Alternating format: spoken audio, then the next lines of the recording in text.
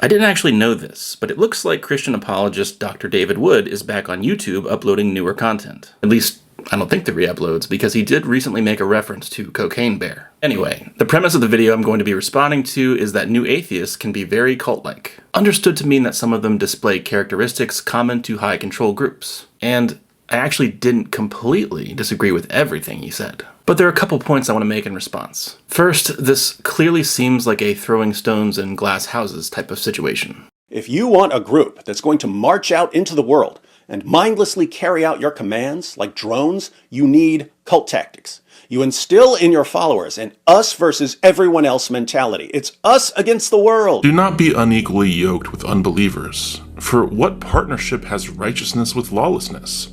Or what fellowship has light with darkness? What accord has Christ with Belial? Or what portion does a believer share with an unbeliever?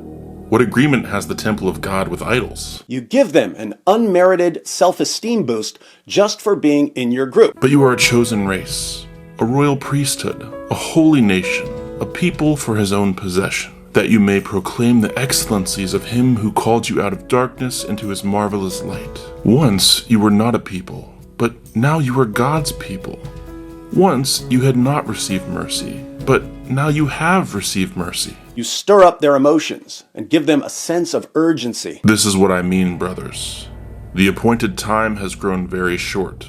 From now on, let those who have wives live as though they had none, and those who mourn as though they were not mourning, and those who rejoice as though they were not rejoicing, and those who buy as though they have no goods, and those who deal with the world as though they had no dealings with it, for the present form of this world is passing away. If you set up your group correctly, you can rely on peer pressure within the group to keep members in line. So if someone starts asking the wrong questions or doubting the group's doctrines, other members of the group will shame that person into conformity. If anyone does not obey what we say in this letter, take note of that person and have nothing to do with him, that he may be ashamed. Do not regard him as an enemy, but warn him as a brother. But avoid foolish controversies, genealogies, dissensions, and quarrels about the law, for they are unprofitable and worthless. As for a person who stirs up division, after warning him once and then twice, have nothing more to do with them, knowing that such a person is warped and sinful. He is self-condemned. A crucial step for someone like Dawkins is convincing his followers to let him do their important thinking for them. If you abide in my word, you are truly my disciples, and you will know the truth, and the truth will set you free. They've constructed a methodology that is absolutely impervious to evidence. By this we know that we abide in him and he in us, because he has given us his Spirit. Hopefully you get the point of this exercise. The very tendencies he's criticizing in other groups, in this case New Atheism, are arguably encouraged by his own religious texts.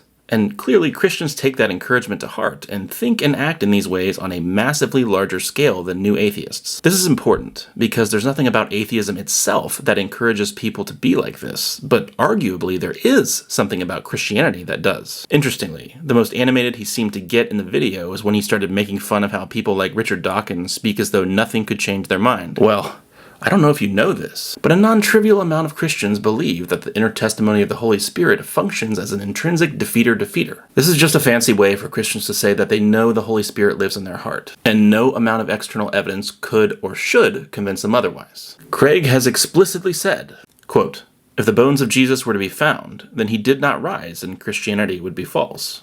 But, given the Spirit's witness, we will never be justified in thinking that any bones discovered were those of Jesus."